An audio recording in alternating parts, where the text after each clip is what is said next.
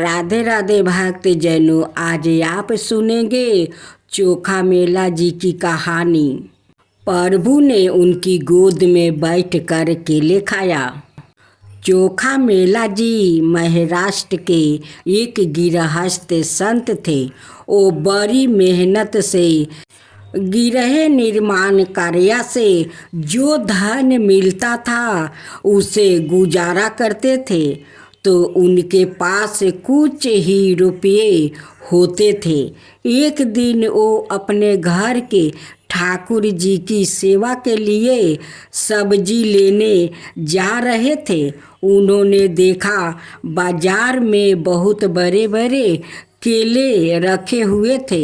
देखते ही उनके मन में आया कि यह केले बटुल भगवान को बहुत अच्छे लगेंगे। उन्होंने सब्जी नहीं ली, उन्हीं पैसों के केले ले लिया। उनको मंदिर में अंदर प्रवेश का अधिकार नहीं था, तो वो दरवाजे पर खड़े हुए आवाज़ लगाई कि बटुल भगवान को केले का भोग लगा दीजिए। भगवान के कुछ सेवकों ने उन्हें धक्का मारकर बाहर कर दिया। उन्होंने कहा, तुम क्या समझते हो, 2-4 बार प्रभु का नाम ले लिया तो इतने बड़े भक्त हो जाओगे कि तुम्हारे हाथ का छुआ हुआ भोग भगवान पाएंगे। भक्त का पवित्र हृदय चोखा मेला जी को इस बात से बुरा नहीं लगा कि उनके साथ दुर्व्यवहार हुआ है।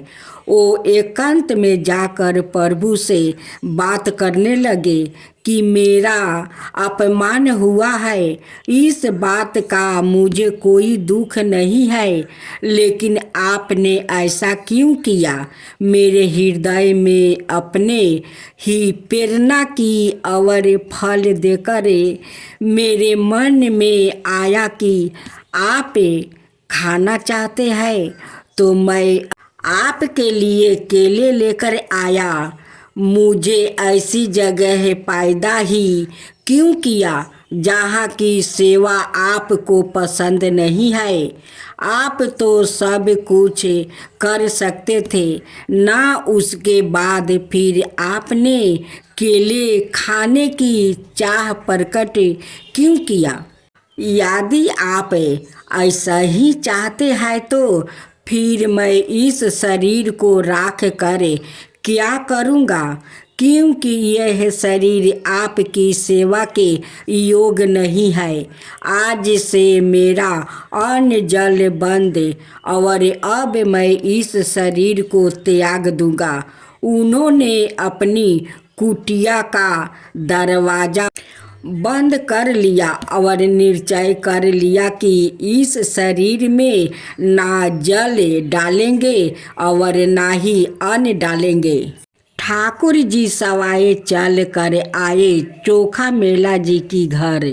जैसे ही मंदिर में ठाकुर जी को शयन कराया गया, ठाकुर जी वहाँ से बाहर निकले। ठाकुर जी ने चोखा मेला जी की कुटिया के बाहर जाकर उनका दरवाज़ा खटखटाया। उन्होंने बड़ी ही अमृतमय वाणी से चोखा मेला को आवाज़ लगाई। चोखा मेला जी एकदम आकर्षित हुए। उन्होंने पूछा, कौन है? ठाकुर जी ने कहा, चोखा मेला जी, बहुत भूख लगी है। जैसे ही दरवाज़ा खोला तो सामने 9 बरस किशोर अवस्था के ठाकुर जी खड़े थे। आनंद समुंदर प्रभु को सामने देख कर चोखा मेला जी आह भर कर रो पड़े। प्रभु ने कहा, रोने धोने का समय नहीं है, मुझे बहुत भूख लगी है। चोखा मेला जी के पास जैसे भी था उन्होंने वैसा ही आसन बिछाया और कहा, विराजिए। ठाकुर जी ने कहा, नहीं नहीं, आसन पर नहीं, तुम्हारे गोद में बैठ कर खाऊंगा। ठाकुर जी ने कहा, वो जो केला लाया था वो ले आओ। चोखा मेला जी बोले, हाँ प्रभु, मुझे अपमानित करके भगा दिया गया तो वो राखा हुआ है। ठाकुर जी अब चोखा मेला जी के गोद में बैठ कर केला खा रहे हैं। प्रभु बोले, आज जो स्वाद मिल रहा है वो मुझे मंदिर में लगाया हुआ भोग में भी नहीं मिलता है। रुक्मिणी जी को भी पता चले कि मेरे प्रेमी जनों द्वारा दी गई वस्तु में कितना स्वाद है, इसलिए आप मुझे 2 केले रुक्मिणी जी के लिए दे दीजिए। ठाकुर जी ने बाकी सब केले खा लिया और चोखा मेला जी से कहा, आप आनंदित रहो, मैं उन्हीं का होता हूँ जो मेरे लिए है। मैं किसी जाति, कुल, साधना, अवस्था, तपस्या का नहीं होता है। इसका तो केवल कुछ सुकृत फल होता है, लेकिन जो केवल मेरे लिए है मैं उनका होता हूँ। ठाकुर जी ने नाराज होकर मंदिर का द्वार नहीं खोला। ठाकुर जी वापस अपने मंदिर में आया। रुक्मिणी को अपने भक्त द्वारा दिया हुआ केला खिलाया, आंगन में छिलके फेंक दिया। उन्होंने मंदिर का दरवाजा अंदर से बंद कर लिया। सुबह दर्शन के लिए हजारों भक्तों की भीड़ लगी। ठाकुर जी की सेवा केले वाले सेवक बाहर से ताला लगा कर जाते थे। उन्होंने जब ताला खोला तो दरवाज़ा नहीं खुला।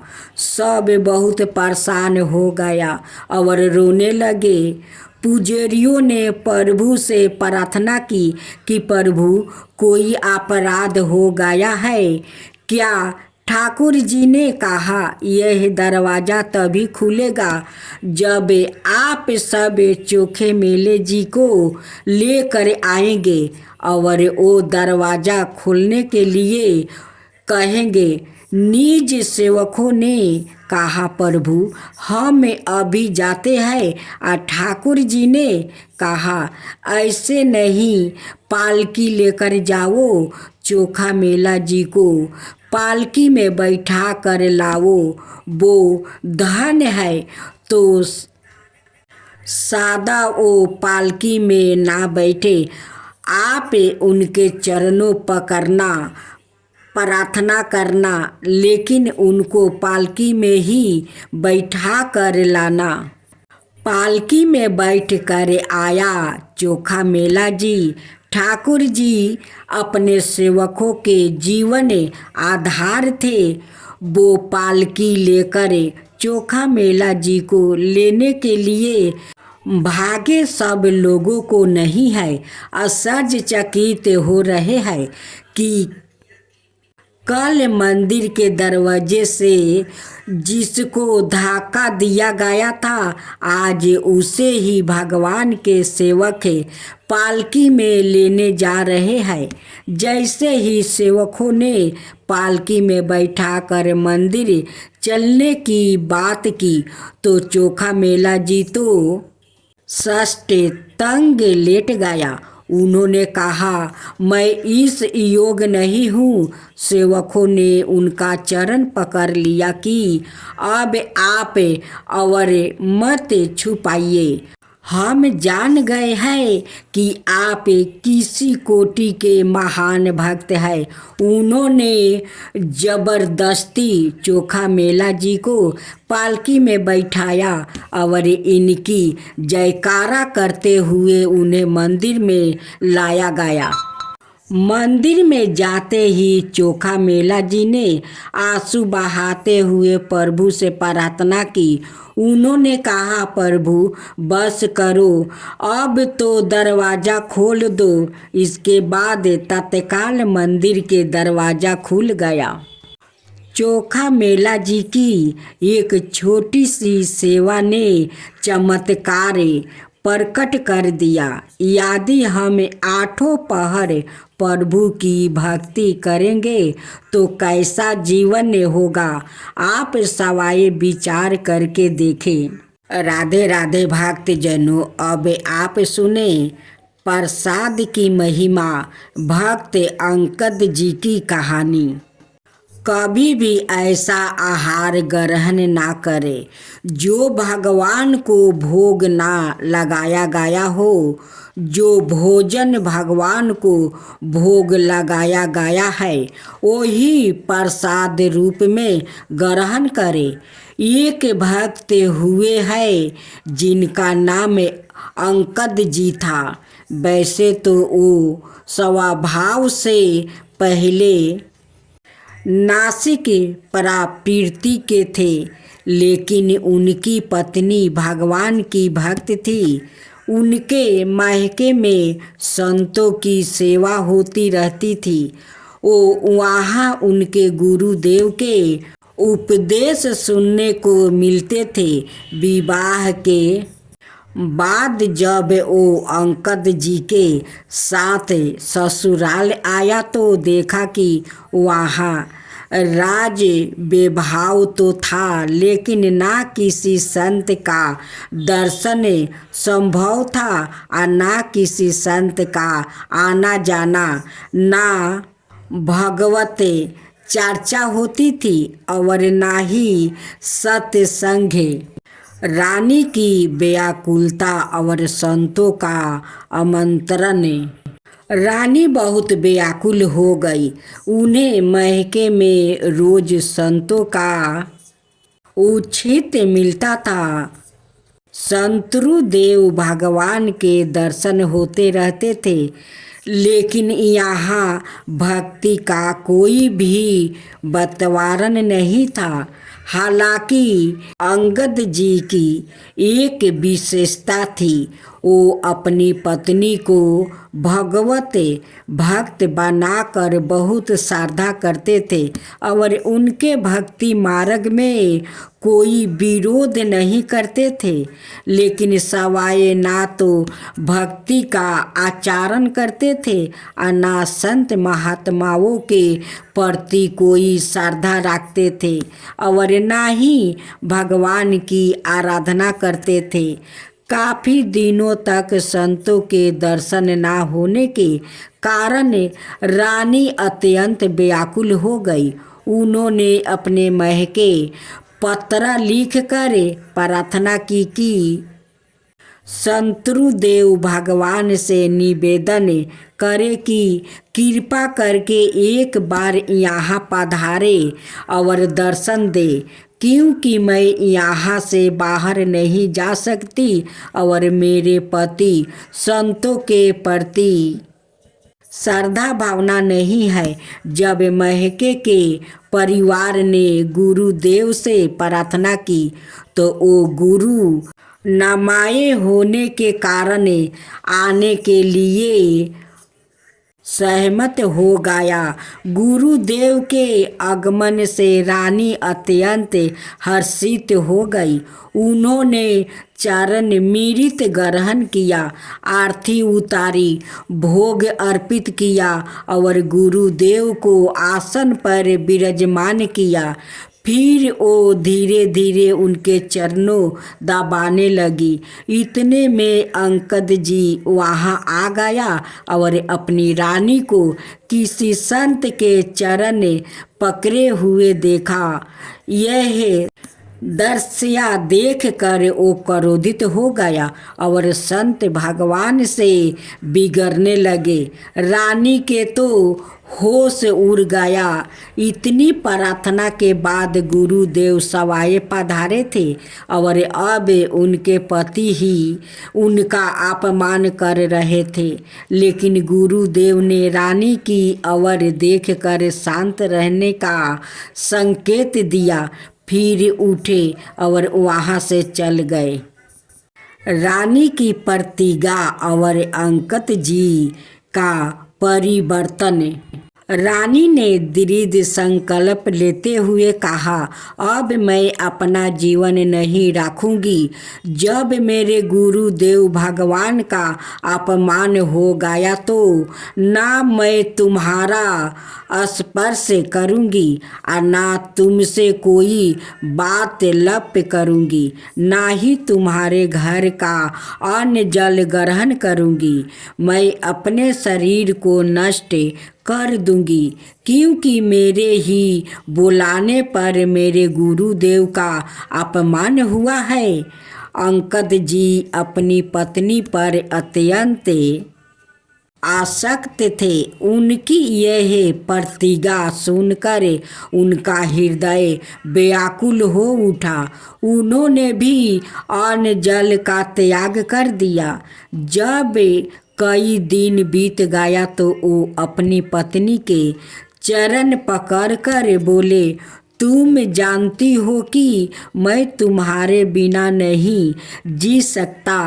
कृपया मुझे बताओ कि तुम्हें कैसे प्रसन्न कर सकता हूँ। रानी ने कहा, यदि तुम सच में मुझे प्रसन्न करना चाहते हो तो हमारे गुरुदेव भगवान के चरण पकड़ कर उनसे क्षमा याचना करो, उन्हें मना कर वापस लाओ और यहाँ आकर उन्हें भोग लगाओ। यदि वो यहाँ भोग ग्रहण कर ले तो हम उनका खुशी पाएंगे और हमारी दिनचर्या फिर से पूर्ववत हो जाएगी। गुरुदेव की कृपा और अंकत जी का हृदय परिवर्तन। अंकत जी भक्ति भाव से नहीं बल्कि अपनी पत्नी के प्रति आसक्ति के कारण वो उनके गुरुदेव के पास गया। उन्होंने चरण पकड़ कर क्षमा मांगी। संतों का स्वभाव ही करुणामय होता है। कितनी भी बारा कोई उनका अपमान करे, लेकिन जब कोई सच्चे हृदय से दंडवत करता है तो वो सहज ही कृपा कर देते हैं। गुरुदेव उनके साथ जाने के लिए मान गया। दोनों ने मिलकर उनके चरण धोया, भोग लगाया और फिर चरण मृत ग्रहण किया। हालांकि अंकत जी यह सब भक्ति से नहीं बल्कि अपनी पत्नी को प्रसन्न करने के लिए कर रहे थे, लेकिन जैसे ही गुरुदेव का चना मृत ग्रहण किया, उनके हृदय में पश्चाताप होने लगा। वो सोचने लगा, मैं कितना नासिक रहा, संतों के प्रति कितनी दुर्भावना रखता था, और देखो यह संत कितने कृपालु है। अब उनकी बुद्धि जो पहले विपरीत चिंतन करती थी, अनुकूल चिंतन करने लगी। उन्होंने अपनी पत्नी से कहा, हमारा अब तक का जीवन व्यर्थ गया। कृपया मुझे बताओ कि भक्ति कैसे करनी चाहिए। धीरे धीरे वो ठाकुर सेवा में सहयोग देने लगा। अब बिना भोग लगाए वो कुछ भी ग्रहण नहीं करते थे। वर्षों से उनकी यही दिनचर्या बन गई। पहले ठाकुर जी को भोग लगाना और फिर केवल प्रसाद ही ग्रहण करना। साथ ही अंकत जी ने 4 पार्षद नियुक्त कर दिया, जिनका कार्य था कि जहाँ कहीं भी संत दिखाई दे उन्हें घर बुलाकर भोग लगवाए। अंकत जी ने जगन्नाथ जी को एक अमूल्य हीरा अर्पित किया। अंकत जी बहुत वीर पुरुष थे और राजा के भतीजे भी थे। एक बार उन्होंने किसी राजा पर आक्रमण किया और विजय प्राप्ति कर उसका मोटुक जीत कर ले आया। उस मोटुक में 108 हीरे जड़े थे, जिनमें से एक हीरा अत्यंत अमूल्य था। अंकत जी को इस विशेष हीरे का मूल्य और महत्व गाता था। उन्होंने शेष हीरे विजय प्राप्ति कर राजा को लौटा दिया, लेकिन वो अमूल्य हीरा अपने पास रख लिया और कहा, यह हीरा जगन्नाथ जी के मटुक पर जरेगा। राजा के कुछ मंत्री और विषय स्वभाव के दरबारों ने राजा को उकसाया। उस हीरे की कीमत आपके पूरे खजाने से भी अधिक है। आपको इस हीरे हाल में वापस लेना चाहिए। राजा ने निर्ममता से अंकत जी से आग्रह किया, कृपया वो हीरा हमें दे दीजिए। लेकिन अंकत जी अडिग रहे, ना ही यह हीरा हमने जगन्नाथ जी को अर्पित कर दिया है। राजा ने राजा अंकत जी के विरोध षड्यंत्र। मनुष्य की बुद्धि बदलने में देर नहीं लगती। राजा की बुद्धि में भी विकार आ गया और उसने ठान लिया कि अंगद जी को मार दिया जाए। लेकिन क्यों, वो उसके चाचा थे, उन्हें सीधे मरना उचित नहीं लगता, वरना राज दरबार में निंदा होगी। राजा ने एक षड्यंत्र रचा। उसने अंकत जी की बहन, जो राजमहल की रसोई तैयार करती थी, उसको अपने पक्ष में करने का प्रयास किया। राज परिवार में भोजन अत्यंत विश्वसनीय लोगों द्वारा ही बनाया जाता था और अंगद जी की बहन इसी कार्य में लगी हुई थी। राजा ने उसे लालच देते हुए कहा, तुम जितना धन चाहोगी उतना दूंगा, बस तुम अंकत जी के भोजन में विष मिला दो। राजा ने अपने सामने विष लगा कर दिया और उसे भोजन में मिलवा दिया। अंकत जी को इस षड्यंत्र का कोई आभास नहीं था। जैसा उनका नियम था, उन्होंने भोजन को पहले ठाकुर जी को अर्पित किया, भोग लगाया और फिर भोजन करने बैठा। प्रसाद की महिमा अंकत जी पर विष का प्रभाव विफल हो गया। अंकत जी की बहन की बेटी, जो प्रतिदिन उनके साथ बैठकर भोजन करती थी, अचानक घर से गायब कर दी गई थी। अंकत जी ने पूछा, बिटिया कहाँ है, उसे बुलाओ। बहन ने झूठ कहा, वो खेलने चली गई है। अंकत जी ने धीरदाता से कहा, नहीं, जब तक वो नहीं आएगी तब तक मैं भोजन नहीं करूँगा। उनके इन शब्दों का अगरह प्रभाव उनकी बहन पर पड़ा। वो विचार करने लगी कि जो व्याकुत मेरी पुत्री से इतना प्रेम करता है, क्या मैं उसे विष देकर मार सकती हूँ। अंत उसने रोते हुए कहा, भैया भोजन मत ग्रहण करना। अंगद जी चौंक गया। क्यों? वो फूट फूट कर रोने लगी। राजा ने मुझे प्रलोभन देकर प्रीति किया था, मेरी बुद्धि भ्रष्ट हो गई और मैंने इस भोजन में विष मिला दिया है। अंगद जी ने अपनी बहन से कहा, तुम्हें चिंता करने की आवश्यकता नहीं है। मैंने यह भोजन पहले ही ठाकुर जी को अर्पित कर दिया है। यदि यह भोजन विष कीट था तो अब यह ठाकुर जी का प्रसाद बन चुका है। मैं इसे कैसे त्याग सकता हूँ। इसके बाद अंगद जी ने संपूर्ण भोजन ग्रहण किया, यहाँ तक कि जूठे पत्रा भी चाट कर खा लिया। परंतु आश्चर्य की बात यह थी कि विष का उन पर कोई प्रभाव नहीं पड़ा।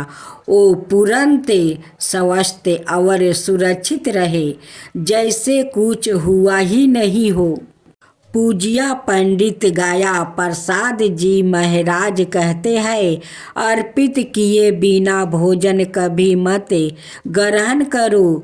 जब भी भोजन पाओ उसे ठाकुर जी का प्रसाद मानो। यदि तुम ऐसी स्थिति में हो जहाँ ठाकुर सेवा संभव नहीं है और भोजन सामने आ गया है, तो एक मिनट के लिए आंखें बंद करो, अपने इष्ट देव का स्मरण करो, प्रभु को अर्पित करो और फिर 2-4 बार नाम जप कर ग्रहण करो। बिना प्रभु को अर्पित किए जल भी ना पियो।